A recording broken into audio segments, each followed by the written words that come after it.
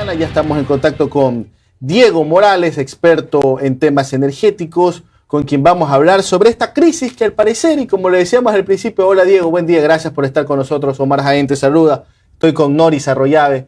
Decíamos al principio, Diego, parece que ya se nos hizo normal los apagones, ¿no? Ya no hay tanto análisis profundo, sesudo con respecto a la crisis que estamos viviendo. Parece que ya nos estamos normalizando y el tema de los apagones. Diego, ¿qué es lo que está ocurriendo a nivel nacional? Y luego vamos enfocándonos en el tema del austro. Muy buenos días. Buenos días, estimado Omar. Buenos días, Noris. Qué gusto saludarles. Enviarle un fuerte abrazo a todo el país y particularmente a la zona austro, a la SUAY de nuestra linda tierra, el Ecuador. Es lamentable, tiene razón usted, Omar, si comenzamos a normalizar los apagones cuando definitivamente no debería ser de esta manera, cuando los apagones obedecen a negligencia, a falta de planificación, a poco interés en los ciudadanos ecuatorianos. Y esto lo decimos con mucho conocimiento de causa, porque primero se denota una falta de inversión y planificación en el sector energético de nuestro país, y segundo, una falta de mantenimiento total al parque térmico, quien genera energía eléctrica. ¿Y qué ha causado esta negligencia y esta falta de planificación? Primero, que suframos apagones. La semana pasada, recuerden, eran apagones de 4 horas. Esta semana los estamos viviendo igual en todo el país con apagones de 2 horas por algunas gestiones de parches, soluciones que no son las definitivas que se han tomado en los últimos días, nuevamente denotando falta de planificación.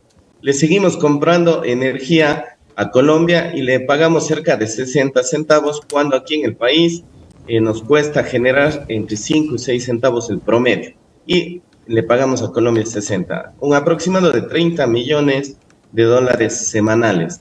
Luego existe un valor determinado que se denomina el costo de la energía no suministrada.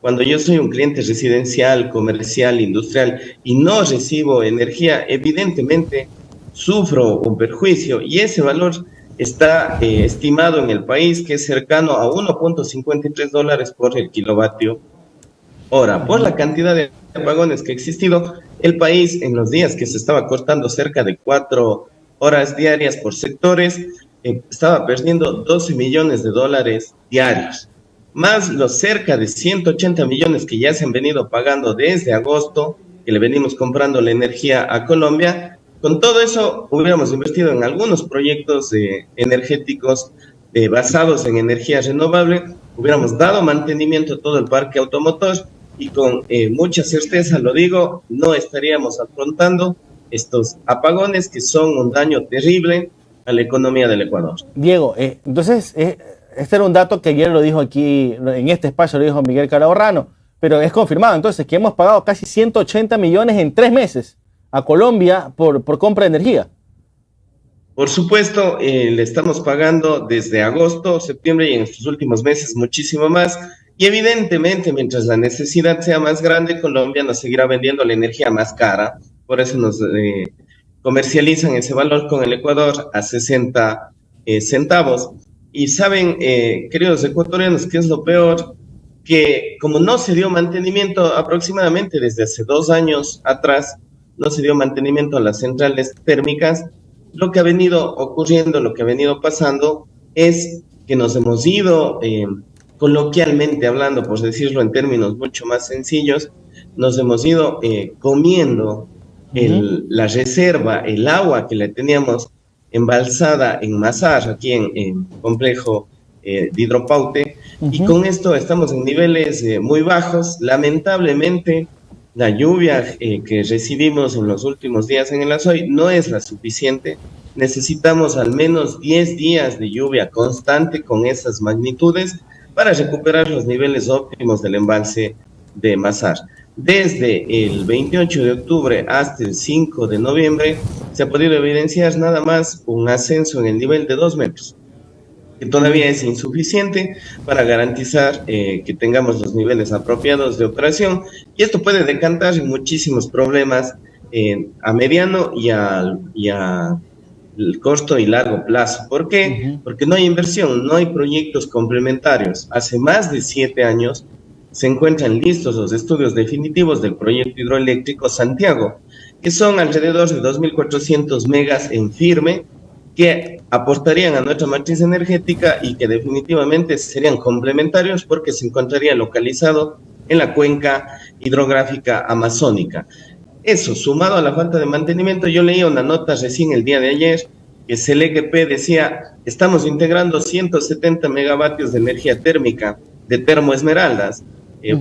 Hace algunos días atrás me preguntaban qué centrales térmicas no recibieron mantenimiento. Termomachala, Termoesmeraldas, incluso se encontraban sin combustible para que arranquen sus unidades. ¿Y qué nos muestra nuevamente eso? Que si lo hubiéramos hecho con planificación y si se hubiera tomado en serio el sector, si es que hubiera un conocimiento real y profundo de los problemas que le aquejaban al sector energético, que era totalmente previsible, se hubiera dado el mantenimiento adecuado y esos 170 megavatios que disponibilizaron el día de ayer no le hubiéramos tenido que pagar a Colombia. Diego, buenos días. Noris Arroyave le saluda. ¿Cuáles son los primeros pasos y las acciones que debe tomar el presidente Daniel Noboa y el Ministerio de Energía y Minas una vez ya se posesione? Bueno, con mucho agrado nosotros escuchábamos en el primer debate, Daniel Noboa, el actual presidente elegido del Ecuador, fue el único que hablaba de mejorar la inversión tanto en la generación como en la transmisión. Eso es lo adecuado. Tiene que retomar proyectos emblemáticos. Yo les mencionaba ya el proyecto hidroeléctrico Santiago, existen alrededor de 4 o 5 proyectos fotovoltaicos, proyectos eólicos y incluso proyectos de biomasa y de geotérmica. Todo esto, primero, recuperar la inversión y generar nuevas alternativas para suplir la demanda constante que solicitamos los ecuatorianos. Segundo, ¿habrá dinero para eso? Aquí yo les voy a poner una analogía. Hemos pagado cerca de 180 millones, pagamos semanalmente cerca de 30 millones, nos cuesta al país cerca de 12 millones diarios.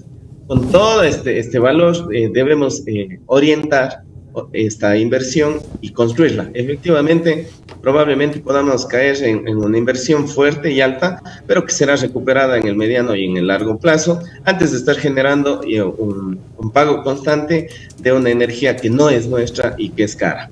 Segundo, planes de eficiencia energética a nivel de todo el país, enfocando principalmente al sector industrial, que es el que más consume en el país, para que sean más eficientes, para que tengan mejores procesos, para que desplacen consumos a los horarios en donde la energía no es tan cara.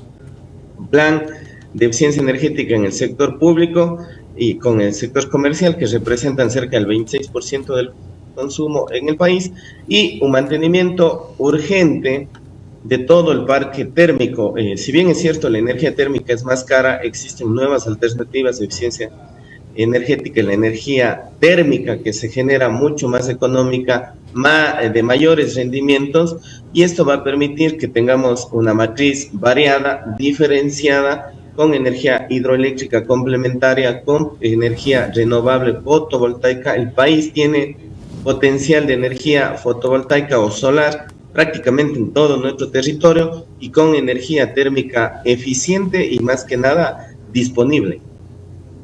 Ahora, Diego, te quiero hacer una consulta. Guillermo Lazo, antes de tu entrevista en Twitter, informó que se ha hecho la licitación de la empresa eléctrica Quito y las distribuidoras, dice, para llegar a 465 megavatios, que las ofertas se recibirán hasta el 11 de noviembre y la adjudicación será hasta el 17 de noviembre. O sea, ya mismo. ¿Te parece que ese es el camino correcto?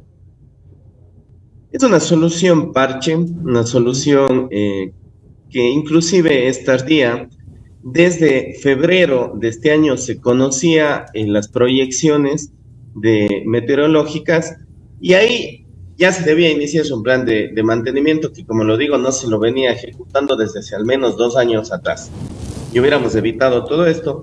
Es una solución que probablemente funcione los primeros meses, pero Una vez que superemos el fenómeno del Niño, una vez que los niveles de precipitación o de lluvia se estabilicen, cuando tengamos nuevamente el embalse de Masar a niveles adecuados, no se va a retirar en su totalidad. ¿Por qué?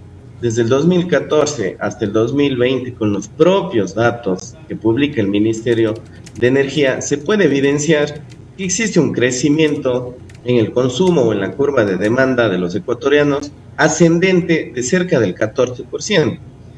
¿Qué quiere decir? Que tenemos que invertir, tenemos que crear nuevas generadoras, abrir el mercado para que vengan interesados e implementen nueva generación, porque este va a ser un problema que si no es abordado inmediatamente por el nuevo presidente, en 2, 3 años a lo mucho tendremos problemas constantes, ya no temporales, constantes de falta de energía y de infraestructura que no se disponga para que los ecuatorianos puedan recibir Diego, de una manera adecuada la electricidad. Diego, ¿consideras que en el gobierno de Daniel Noboa seguirán los apagones o de qué depende para evitar esto? Bueno, yo lo decía, no, hay varias acciones. Lo primero es que se está contratando emergentemente por cerca de 6 meses esta energía térmica, que será una solución parche. Se está comprando más energía a Colombia, se ha hecho gestiones para obtener energía desde Perú. O sea, tendríamos hasta mayo un poco esta preservación de energía, ¿no? Hasta mayo estaríamos cubiertos. Estaríamos medianamente cubiertos. Recuerden que yo les decía, aquí en el Austro tiene que llover al menos 10 días seguidos en las magnitudes que hemos podido ver en este último fin de semana para recuperar los niveles de Masar. Masar es el embalse estratégico del país. Ese es el que siempre lo debemos mantener en niveles óptimos para la operación. Y luego, la eficiencia energética, eso sí se lo puede implementar también en un cortísimo plazo, y eso puede reducir al menos el pico de consumo en 400 megavatios. Mientras tanto, el presidente tiene que generar inversión y construcción de nuevos proyectos. Perfecto, doctor. Diego Morales, experto eléctrico, muchísimas gracias por estar aquí en Un Café con JJ. Tenga un excelente día, Diego. Muchísimas gracias, estimado Omar, estimada Noris, un fuerte abrazo para cada uno de ustedes.